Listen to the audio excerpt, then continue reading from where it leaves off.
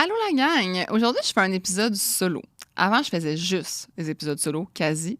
J'avais pas vraiment d'invités, j'avais pas vraiment de... J'en avais des fois, mais pas des discussions comme dans la saison 3. Puis là, j'ai eu envie de vous faire un épisode un peu comme mes anciens épisodes, qui est un épisode un peu où je vous parle dans le casse, où je vous donne des conseils, mais surtout une façon de penser. Puis dans le fond, j'ai eu envie de parler du succès. Parce que mon podcast s'appelle Le succès par le bien-être et je n'ai jamais parlé comme tel du succès. Et j'ai eu envie de vous parler de ce que les gens qui ont du succès, qu'est-ce qu'ils font. Puis je suis allée lire plein d'articles sur Internet, genre des articles de Forbes, des articles, même des études, en tout cas sur tout ce qui a été relevé le plus, que, mettons, ils ont fait des entrevues avec des gens qui ont beaucoup de succès, puis qu'est-ce que ces gens-là font dans leur quotidien qui font en sorte que, justement, ils sont dans l'abondance, non seulement de succès monétaire, mais juste, tu sais, on sait c'est qui ces gens-là. Puis pourquoi on sait c'est qui. Puis j'ai lu aussi les livres, beaucoup de, mettons, de Oprah. J'adore Oprah, je trouve qu'elle a une vraiment belle façon de voir les choses. Tout ça m'a comme influencé à vous faire un genre de, comme, je sais pas comment dire, là... pas une étape, c'est vraiment pas une étape, c'est comme des habitudes que vous allez mettre dans votre vie pour avoir du succès, OK? Donc, la première habitude, puis là, vous allez me trouver vraiment fatigante avec ça, puis vous allez faire, voyons qu'elle me parle encore de ça, mais c'est de se lever tôt. Selon les études, la majorité des gens qui sont successful se lèvent tôt. Puis, c'est pas se lever tôt, mettons, tu te lèves à 5 heures, puis tu commences à travailler à 5h15. Non, c'est se lever tôt pour faire plein de choses le matin avant de commencer à travailler. Donc, moi, par exemple, j'ai une routine matinale qui nécessite 1h30 avant de commencer à travailler pour faire toutes les choses qui, selon moi, m'ont amené du succès. Par exemple, le fait de journal, de prendre conscience de mes triggers, de répondre à des questions avec moi-même. Je m'écris des questions moi-même, là. Et quand j'ai voulu engager Marie-Philippe dans mon équipe, quand j'ai voulu prendre des décisions pour mon entreprise, je me suis posé la question là, à moi-même, comme, est-ce que je veux faire telle chose? Puis je me pose des questions, d'écrire mes 3 gratitudes, de prendre le temps de manger un bon déjeuner, de prendre le temps de bouger, de prendre le temps de faire une marche. C'est des petites actions qui partent votre journée déjà en mode succès. Puis c'est pour ça que on se lève tôt. C'est pas pour juste se lever tôt puis vivre dans le noir, là. C'est pas pour ça que je me lève tôt, là. Je me lève tôt parce que quand je me lève tard, on dirait que j'ai passé à côté de toutes ces actions-là qui auraient mieux parti ma journée, finalement. Donc, ouais, ça a été dit et redit que se lever tôt, ça a vraiment un impact sur le succès des gens. Ensuite, une chose que les gens qui ont du succès font, puis que moi, pour vrai, là, c'est tellement mon motto qu'on dit, là, c'est ils répondent aux besoins de leurs clients et vont même au-devant de ceux-ci en ne cessant jamais d'innover. Fait que, faut pas que quand tu es une personne qui veut réussir, puis là, quand on dit ton client, ça peut être ton patron, là, dans le sens que faut que tu répondes aux besoins des personnes dans la vie desquelles tu vas amener une plus-value ou les gens, dans le fond, qui, eux, peuvent t'amener une plus-value. Si toi, par exemple, ton employeur te donne un salaire, si tu veux une augmentation, il faut que tu amènes une plus-value dans sa vie. Fait que c'est lui ton client. Puis si tu ne vas pas au-devant de ses besoins, il ne va jamais te remarquer. Puis si tu n'innoves pas pour justement aider ton patron ou si tu as des clients comme moi, mettons, j'ai des membres, bien, si je ne pense pas à leurs besoins, mais ils vont se tanner un moment donné. Puis j'aurai pas de succès, puis je vais pas attirer ma clientèle à rester fidèle. Puis, faut pas juste penser à nous, mais il faut vraiment penser justement comme moi, mettons, j'ai offert les cours sur mon app qui s'appelle Dance and Sweat. C'est comme un peu un genre de Zumba. Perso, là, danser, là, c'est pas mon truc préféré. Finalement, je les ai vraiment aimés, les cours de Charlotte, mais moi, sur le coup, quand le monde me demandait tu sais, souvent, on voyait les sondages, qu'est-ce que vous voudriez sur l'app? Les gens disaient, on veut de la Zumba. Puis là, j'étais comme, ouais, moi, j'aurais pas voulu ça, tu sais. Mais on s'en fout de ce que je veux. Moi, si je veux avoir du succès, il faut que je remplisse les besoins de mes clients. Puis mes clients, c'est mes membres. Toi, ton client, c'est qui? C'est ton boss? C'est qui ton client? Puis c'est comme ça que tu vas avoir du succès. C'est si tu remplis les besoins de ces gens-là. Tu sais, on parle du langage de l'amour, là. Si tu vas avoir un couple successful, là, faut pas que tu remplisses seulement ton langage de l'amour. Pas que tu offres ton langage de l'amour à l'autre personne. Il faut qu'à l'autre personne, tu remplisses ses besoins à elle amoureux. Faut que tu saches c'est quoi ses langages à elle de l'amour, puis que tu remplisses ces besoins-là. Fait que c'est toujours de penser un peu comme, pas seulement à toi. Oui, à toi. Il faut que tu commences par être bien en premier avant de penser aux autres, mais si tu veux avoir plus de succès, plus de gens qui te font confiance, tout ça, bien, il faut que tu innoves, puis que tu sois 50 pas en avant. Puis tu sais, récemment, on m'a plagié à un niveau, mais j'ai fait comme... Ah, c'est pas grave, je suis 50 pas en avant, j'innove avant tout le monde. Si tu offres le même service que moi, mais c'est parce que tu me copies, je suis 50 pas en avant. Fait que essayez juste d'être au devant des besoins de votre client. Mon troisième point, c'est de lire et d'apprendre à chaque jour. Si tu n'es pas capable de lire, apprends d'une autre manière, mais pour vrai, d'apprendre à chaque jour, ça a été prouvé que de lire et d'apprendre et de se former, ça l'aide vraiment à la mémoire, à la santé mentale, puis même ça l'aide à prévenir des maladies d'Alzheimer et tout ça, de travailler justement son cerveau constamment. Donc, restez pas ancré dans « Ah, ben moi, j'ai été à l'école de peu importe que ce soit l'université, une technique ou même peu importe c'est quoi », puis juste, ben je l'ai fait que maintenant, c'est done deal. Fait que j'ai plus à me former, j'ai plus à apprendre, j'ai plus à devenir une meilleure personne.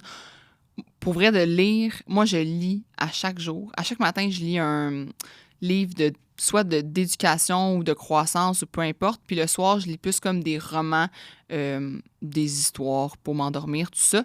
Mais d'apprendre à chaque jour, pour moi, c'est vraiment important. Même, ces temps-ci, je lis beaucoup d'études scientifiques sur différents sujets reliés à la mise en forme, différents sujets reliés à la nutrition, parce que je m'y intéresse vraiment beaucoup. Puis, tu sais, en préparant les podcasts, bien nécessairement, j'apprends. Donc, essayez de vous trouver un sujet qui vous intéresse, sur lequel vous voulez apprendre plus, puis même de lire sur plusieurs sujets différents, puis de pas juste lire des romans, mais aussi de lire pour apprendre. Ou sinon, de suivre des formations. Tu sais, il y a des gens, moi, je ne sais plus qui m'avait dit ça, qu'à chaque, justement, comme, elle était toujours en train de suivre une formation quelconque. Fait elle en finissait une, elle s'en inscrivait à une autre. Puis c'était comme son hobby. Puis je trouve ça super intéressant. Tu sais, même si ça ne te rapportera rien en termes de plus-value monétaire, tu te dis, moi, pourquoi je ferais cette formation-là? Je suis zéro dans ce domaine-là. Oui, mais si ça t'intéresse, tu sais, on n'inscrit pas nos enfants au baseball pour qu'ils deviennent dans la ligue majeure de baseball, là. Comme c'est juste pour qu'ils se développent. Là. Fait que si ça t'intéresse, même si ça te rapportera rien, ça va te rapporter quelque chose. Là. Tu vas te développer, tu vas devenir une personne plus intelligente, une personne plus compétente, plus intéressante pour les autres. Donc, les gens qui ont du succès apprennent à chaque jour. Les gens qui ont du succès bougent à chaque jour. Bouger de façon régulière au moins, de façon à avoir plus d'énergie pour accomplir plus. Au début, là, t'entraîner, ça va prendre beaucoup de gaz. Là. Ça se peut que ça t'épuise. Au début, ça se peut que justement, tu te dises, au contraire, ça m'apporte pas plus d'énergie, je me sens juste drainée. Mais à force de le faire, de bouger, c'est prouvé, ça l'apporte de l'énergie. Puis tu sais, bouge à ta manière, là. T'es pas obligé de faire les gros entraînements. Si toi, le jogging, c'est ça qui fait que tu te sens bien, va jogger. Mais les personnes qui ont du succès, puis je parle, comme je vous ai dit, je parle pas de succès juste monétaire. Je parle d'une personne qui est comme, qui dégage le succès, puis Oprah, elle avait écrit dans son livre, je pense que je ne l'ai pas dans ma tête en ce moment, le livre, là, c'est de... Ah, mon Dieu, je l'ai lu, en plus, je l'ai relu dernièrement, mais c'est un petit livre vert, OK, de Oprah, puis je vous le mettrai dans la description. Puis dans le fond, elle disait que justement, quand elle arrête de bouger, elle ressent que ses entrevues sont moins bonnes, que sa vie, juste, est une personne, n'est pas la même Oprah que quand elle bouge. Puis moi, je pense vraiment que je serais pas la même personne si je bougeais pas.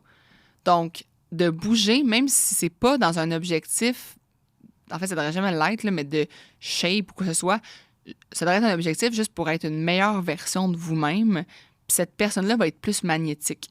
Une personne qui bouge, qui prend soin d'elle, elle est plus magnétique envers les autres. Elle dégage plus, elle a plus d'énergie. Donc, de bouger régulièrement. D'ailleurs, si vous voulez bouger régulièrement, sur l'application Short and Sweat, on vous offre une panoplie de façons de bouger, que ce soit au niveau yoga, pilates, muscu. On a des cours de spinning, on a des cours de danse, comme j'ai dit. On a vraiment pour tous les goûts, tous les niveaux, tous les âges, tous les sexes aussi. On entraîne autant les gars que les filles. Donc, vous pourrez aller voir ça sur l'application Short and Sweat. L'autre chose, une personne qui a du succès se fait des objectifs ou des goals, mais peu importe la manière que vous voulez le faire. Moi, je suis une personne qui manifeste. J'aime le faire par de la manifestation. J'ai fait un épisode, d'ailleurs, dans le fond, c'était l'épisode saison 3, épisode 2 sur la manifestation, qui a été vraiment populaire. Merci de l'avoir partagé et écouté. Moi, c'est ma façon à moi de me mettre des goals, des objectifs, mais tu sais, d'avoir un plan d'action, de savoir où tu t'en vas, autant au niveau du big picture, donc, mettons, dans la prochaine année, où tu veux être, mettons, dans 3 ans, mais moi, j'ai surtout appris dans le livre, d'ailleurs, c'est ma recommandation aujourd'hui, là, le livre qui s'appelle Traction, Get a Grip on Your Business. Puis, il parle, dans le fond, de la définition d'objectifs en blocs de rocks, qu'il appelle. Puis des rocks, dans le fond, c'est des blocs de 3 mois où tu vas justement mettre tes objectifs pour les 3 mois par domaine. Donc, ton objectif marketing, c'est quoi? Ton objectif ressources humaines, ton objectif vente, par bloc de 3 mois. Moi, ce que je vous conseille de faire, c'est dans votre vie, par sphère, peu importe le domaine, là, par exemple, OK, dans ma relation de couple, c'est quoi mon goal? C'est-tu de faire, mettons, OK, dans le prochain 3 mois, je veux qu'on fasse une sortie par mois d'amoureux, sans enfant, par exemple. OK, pour mon entraînement, par exemple, dans le prochain 3 mois, je veux faire 3 entraînements par semaine. Puis, le but, dans le fond, le big picture, c'est d'être une meilleure version de vous-même, d'avoir une meilleure vie de couple. C'est vraiment comme tu prends le big picture puis tu te dis, OK, comment je peux diviser en blocs de 3 mois pour venir améliorer chacune des sphères. Fait que la sphère alimentation, la sphère éducation, chacune des sphères, tu te mets un objectif par trimestre, finalement. Puis l'autre chose, c'est d'avoir une espèce de grande mission. C'est quoi ta grande mission qui va venir guider justement toutes ces actions-là? Puis tu sais, moi, mettons, ma grande mission, c'est d'avoir un impact positif sur le plus de gens possible. Fait que ça vient mes membres, ma famille, mes amis, les gens que je côtoie, l'inconnu, lui donner un compliment. Fait que ma grande mission, c'est d'avoir un impact positif sur le plus de gens possible. Puis, ça vient se décortiquer en, comme je vous dis, sous-objectifs. Puis après ça, sous-actions, des petites actions quotidiennes qui m'amènent à cette grande mission que j'ai là. Puis ce que je fais aussi, dans le fond, c'est qu'à chaque jour, je me mets toujours 3 grandes priorités par jour. Puis j'essaie que mes priorités ne soient pas toutes dans le même panier, dans le même domaine. Donc, pas toutes dans le domaine carrière. Je veux une priorité dans le domaine, justement, couple. Je veux une priorité dans le domaine... que ce soit, mettons, OK, cette semaine, j'ai jamais eu une priorité pour ma mère. Bon, mais je veux une priorité pour ma mère. Fait que j'essaie de mettre 3 priorités par jour, puis de respecter mon engagement avec moi-même de ces 3 priorités-là. Puis le reste de ma to-do, oui, est importante, mais le plus important, c'est de cocher, de souligner ces 3 priorités-là par jour.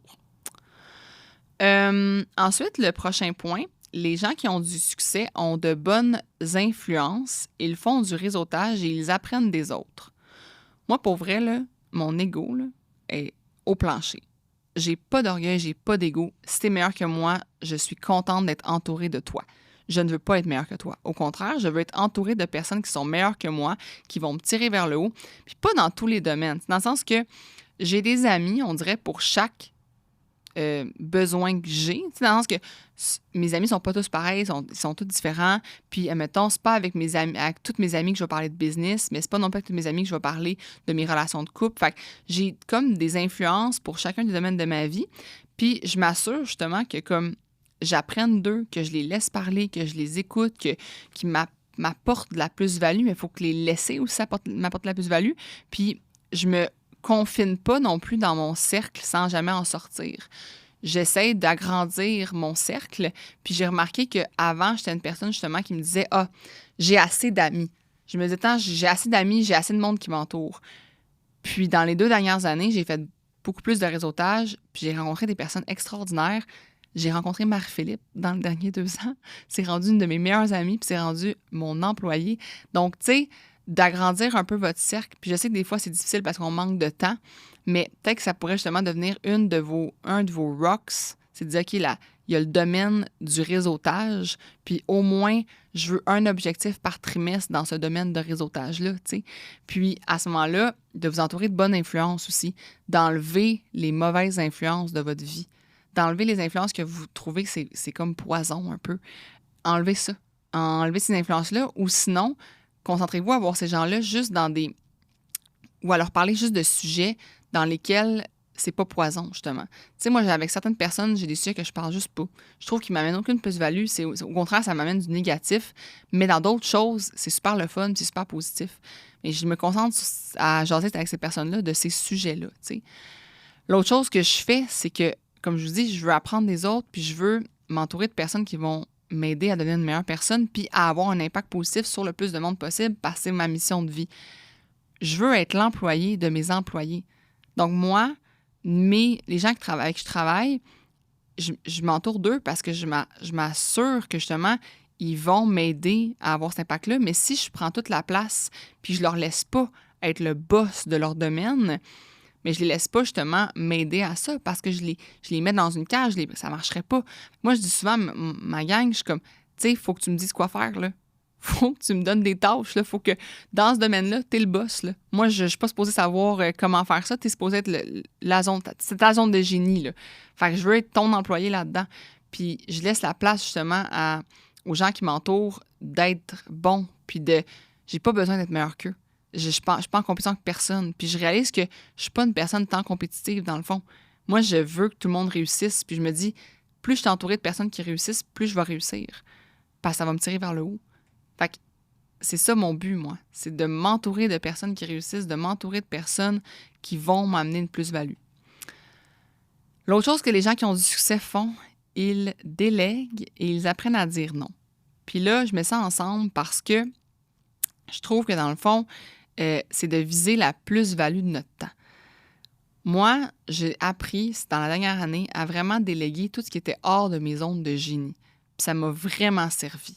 Puis aussi, j'ai appris justement à dire non à certaines opportunités qui n'auraient pas vraiment été finalement, qui n'étaient pas quelque chose qui amenait une plus-value dans ma vie, qui amenait une plus-value de mon temps. Tu sais, d'apprendre à dire non à certaines choses qui ont donc bien de l'air brillant, tu sais, ça brille, c'est attirant, mais finalement, ça va juste être négatif pour moi, ça ne mènera pas tant de positif. Fait que moi, dans le fond, ce que je fais, c'est que je vise ce qui va apporter de la valeur à ma vie. Fait que je vais déléguer ce qui nuit à mon bonheur, qui m'amène. Mais que d'autres mondes aiment ça. Tu sais, il y a des gens, là, pour vrai, là, il y a de quoi pour tout le monde. Vous allez dire, non, mais personne ne peut aimer ça, là. Personne ne peut aimer ça, faire de la comptabilité. Voyons donc, c'est tellement plate faire de la comptabilité. Il y a du monde qui en mange de la comptabilité. OK? Fait qu'il y a de quoi pour tout le monde. Puis quand tu apprends justement à déléguer, puis que tu mets ton temps dans ce que toi, t'es un génie, bien, ça va prendre de l'expansion, c'est sûr. Puis moi, j'ai vraiment vu une croissance explosive de mon application l'année passée parce que, justement, j'ai délégué ce que j'aimais pas faire et je suis restée dans ma zone de génie où je suis bonne. C'est justement le contact avec les gens, être sur les réseaux, être dans des événements, puis être là. Mais si je suis dans l'événement en train d'organiser les breuvages, puis le traiteur, puis tout, je suis pas présente, je suis pas là, je suis pas dans ma zone de génie. Mais il y a d'autres personnes que eux, là, l'organisation, puis avoir le pad, là, puis de cocher que tout est prêt, puis tout est là, c'est leur zone de génie. Bien, je vais m'entourer de ces personnes-là, tu sais. Puis quand j'ai appris justement à dire que oui, ça a une valeur déléguée, ça coûte de l'argent, mais moi, mon but, de toute façon, c'est d'avoir du succès, pas monétaire, mais du succès comme dans toute ma vie, de sentir que j'ai justement... Moi, mon succès, comme je vous dis, il est associé à l'impact positif que j'ai. C'est sûr que déléguer, ça coûte de l'argent. Il faut que les gens avec qui je m'entoure soient heureux. Il faut que je leur donne leur juste valeur à eux autres aussi. Donc oui, ça coûte de l'argent déléguer, mais ça me rapporte. Puis aussi, essayez, si vous n'êtes pas, mettons, entrepreneur, puis vous voulez déléguer justement comme plus mettons, à votre conjoint ou à vos enfants, ou déléguer le ménage, des choses comme ça, voyez-le pas comme quelque chose qui est comme, je sais pas comment dire, qui doit être comme vous le faites. Moi, quand j'ai délégué le ménage, je ne m'attendais pas à ce qu'ils fassent comme moi je le fais. Eux, ils font des ménages à chaque jour. Fait qu'ils savent ce qu'ils font, là. J'ai pas à leur dire quoi faire. Puis c'est un peu de se détacher. Justement, quand tu délègues, il faut que tu te détaches de la tâche. Puis surtout de comment toi tu l'aurais faite, c'est pas important. Essaye de voir que ça peut être fait autrement que comment toi tu l'aurais fait. Puis ça, c'est vraiment important. Puis moi, justement, je délègue dans mon entreprise, je délègue dans ma vie en général, puis aussi, de déléguer, ça fait sentir les gens utiles à ta vie. Puis moi, je suis une personne qui est vraiment indépendante, puis j'ai l'impression que des fois, je fais sentir les gens comme pas utiles à ma vie, puis c'est vraiment pas ça que je veux. Puis j'ai l'impression que quand j'ai appris à comme inclure mon chum dans mes projets, inclure mon chum dans mon entreprise, m'aider à emballer mes colis, m'aider dans... Peu importe de me donner son opinion sur les choses, d'avoir un œil extérieur, c'est super positif pour moi, tu sais. Fait que de pas croire que parce que la personne n'est pas dans le domaine ou qu'elle sera pas bonne pour toi, puis qu'elle t'amènera pas une plus-value, c'est pas vrai. Donc, ça. L'autre chose que les gens qui ont du succès ont, c'est vraiment important. Puis j'ai fait un épisode là-dessus avec ma coach business, justement, Amélie Riendo. Ils ont une bonne estime et une bonne confiance en eux. Puis si ils l'ont pas, ils fake qu'ils en ont une, mais ils n'ont pas un vrai succès, moi, je pense. Une personne qui a vraiment du succès, elle a une bonne estime d'elle puis une bonne confiance en elle. Puis tant qu'elle ne l'aura pas, son succès va être éphémère. Pour être dans un succès qui est à long terme, qui va bien, il faut que tu aies confiance en tes moyens, il faut que tu aies confiance en ce que tu offres, il faut que tu aies confiance en ce que tu offres, autant dans ton travail. Là, si tu es infirmière, puis tu veux du succès comme infirmière, puis tu veux être infirmière de l'urgence, là, bien, il faut que tu aies confiance en toi. Là. Puis si pour développer cette confiance-là, il faut que tu ailles justement plus te former, puis apprendre plus, va te coller à des gens meilleurs que toi, puis va apprendre d'eux, puis entoure-toi de ces gens-là, va faire un autre programme, va suivre une formation en temps partiel, va faire quelque chose, mais la confiance, ça se développe par la compétence. Quand tu te sens compétent, tu te sens plus confiant. Fait qu'ils ont une bonne confiance en eux, puis ils travaillent sur leur confiance, puis ils s'assurent justement de développer puis de nourrir cette confiance-là.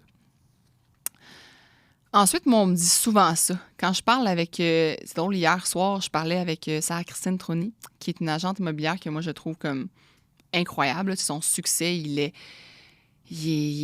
Comment je pourrais dire ça? Tu la regardes aller, puis t'es comme, hey, cette femme-là, là, ouf, elle a du succès, puis c'est une girl boss, puis tout ça. Puis elle me disait hier qu'elle était fière de moi, d'un, puis j'apprécie. Mais aussi que... ce qu'elle avait remarqué qui avait créé mon succès, c'est ma constance.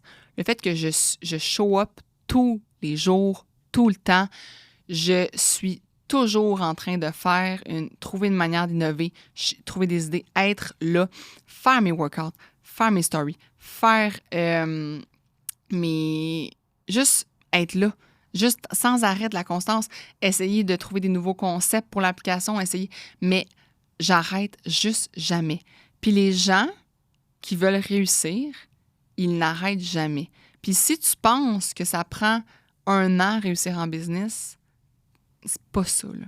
Réussir en business ou réussir dans sa vie ou réussir à être successful, c'est du travail constant sans arrêt. Tu n'arrêtes jamais. Puis l'effet boule de neige va se faire, là. À un moment donné, tu vas réaliser que ta boule de neige, elle a grossi puis que là, c'est plus facile qu'elle prenne de l'ampleur. Comme là, moi, aujourd'hui, on dirait que j'ai moins à ramer fort. Le courant est plus doux avec moi. Mais ça l'a pris justement beaucoup de rames, beaucoup de pagaies pour arriver à ça. Puis c'est la constance, c'est le fait que j'ai jamais arrêté. Puis je pense qu'il y a beaucoup de monde, l'erreur qu'ils font, c'est qu'ils abandonnent trop rapidement. Puis que finalement, ils auraient fait un coup de pelle de plus, puis le trésor aurait été là. Fait que c'est ça le problème. C'est que si tu veux réussir dans quelque chose, faut que tu sois constant, puis que tu n'arrêtes pas, puis que tu sois patient, puis que tu continues d'y croire. Puis tu sais, Val, mon amie, elle a une compagnie qui s'appelle Maxeva, qui est une compagnie d'accompagnement pour les gens qui vont, des mamans dans le fond, qui vont accoucher, puis tout ça. Puis tu sais, je vois son compte Maxeva sur Instagram qui a fait des posts, des stories, des lives, des réels, puis tu sais, elle n'arrête pas, puis ça. Puis là, cette semaine, elle a eu un réel que j'ai explosé, là, qui a eu comme des dizaines de milliers de vues, là. Puis il n'y avait rien de spécial de plus que son autre réel d'avant, là. Mais c'est lui qui a explosé. Puis c'est le réel de plus. Puis si elle avait abandonné après 10, 15, parce qu'il y avait juste 200 vues, 550 vues, peu importe, puis qu'elle n'avait pas continué, bien, elle l'aurait pas vu que ça se peut, puis que ça se peut, que ça marche, parce qu'elle aurait arrêté avant. Fait qu'il faut continuer, il faut être constant, puis il faut se dire, bien, c'est justement le coup de pelle. Il en manque peut-être juste 3 coups de pelle, là, puis tu le sais pas, là. Fait que c'est ça. Je pense que la constance, puis de jamais arrêter, c'est vraiment important. L'autre chose que je fais plus maintenant, puis que j'ai appris vraiment à m'entourer de personnes pour m'aider à faire ça, c'est de prendre des décisions en fonction des statistiques et d'un risque calculé. Si tu veux réussir, par exemple, tu as un projet. Moi, souvent, le monde va dire Ah, faut-tu que j'y aille en ligne? Faut-tu que je lâche ma job? Puis tout ça. Puis je suis comme, fais des risques calculés. Puis un risque calculé, c'était de le faire en sideline au début de ton projet. C'est peut-être de devoir un peu analyser tes stats des derniers mois, puis de faire OK, qu'est-ce qui fonctionne le plus? Qu'est-ce que je vais mettre plus d'efforts dedans? Puis tu sais, si par exemple, tu veux placer ton argent, puis ben, place pas tout ton argent en même place. Fais un risque calculé. Puis c'est ça, toutes nos décisions doivent avoir un risque calculé au final, puis s'assurer que justement tu travailles en fonction en fonction de ce qui s'est passé dans le passé, qu'est-ce qui a fonctionné. Je regarde mes statistiques. Fait qu'il faut regarder en arrière pour avancer en avant plus vite. Puis moi, je l'ai vu aussi dans toutes les sphères de ma vie. Je fais des vibe checks, que j'appelle, des vibe checks de mon mois, de comme qu'est-ce qui a bien été dans le mois passé, OK, qu'est-ce que je vais reproduire qui va faire en sorte que si je le reproduis sans arrêt, ma vie va aller mieux. Fait que dans vos décisions au quotidien, là, de voir quelles décisions quotidiennes, quelles petites actions ont fait en sorte que ma vie allait mieux puis j'avais plus de succès. Fait que ce n'est que quelques-uns des conseils que j'avais à vous donner pour avoir plus de succès. Ce que je vous invite à faire, c'est de vraiment écouter le podcast, de vous abonner au Succès par le bien-être, de laisser un review si vous avez aimé les épisodes que vous avez écoutés jusqu'à maintenant. Mais il y a beaucoup de gens qui me disent qu'ils commencent, jamais ils découvrent un épisode, comme celui-ci par exemple, puis après ils se mettent à écouter tous les autres épisodes, puis c'est là qu'ils ont le plus de conseils finalement, puis qui améliorent vraiment leur vie, puis qui deviennent des meilleures versions d'eux-mêmes. Donc, ça va être mon devoir aujourd'hui, ça va être de vous inviter à écouter d'autres épisodes si ce n'est pas déjà fait, de réécouter les épisodes aussi qui vous ont le plus marqué, de les enregistrer, les télécharger, puis de faire OK, ça, cet épisode-là, là, je vais aller le réécouter. Mon podcast que j'ai envie de vous suggérer aujourd'hui, si vous aimez tout ce qui est justement comme business, start-up, tout ça, le podcast qui s'appelle Génération Startup, je le trouve vraiment intéressant. C'est des business d'ici, des petites entreprises, des startups justement du Québec. Puis on apprend sur l'entrepreneur, puis l'envers du décor d'avoir une entreprise, puis les défis, les échecs, tout ça. Fait que c'est vraiment, vraiment intéressant comme podcast. D'ailleurs, je pense qu'elle voulait refaire une autre saison bientôt, mais tu sais, il y a pas mal d'épisodes à l'écouter. Fait que moi, j'ai trouvé ça super intéressant. Un livre, ma recommandation livre, ça va être le livre justement que je vous ai dit tantôt, Traction, Get a Grip on Your Business. Je trouve vraiment que c'est un très, très bon livre si vous avez une entreprise, même un petit projet. Souvent, le monde me dit non, c'est un livre qui est plus pour les business plus poussés, mais moi, je pense pas, parce que votre entreprise va devenir une grosse business un jour. Donc, il va être intéressant, ce livre-là, peu importe.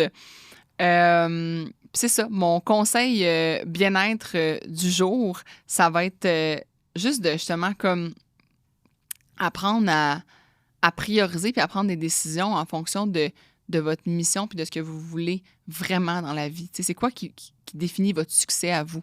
Commencez par le définir, puis mon conseil, ça va être de vivre en fonction de cette mission-là puis de ce qui va être aligné avec cette mission-là. Donc, merci d'avoir été à l'écoute de mon premier épisode solo dans le studio.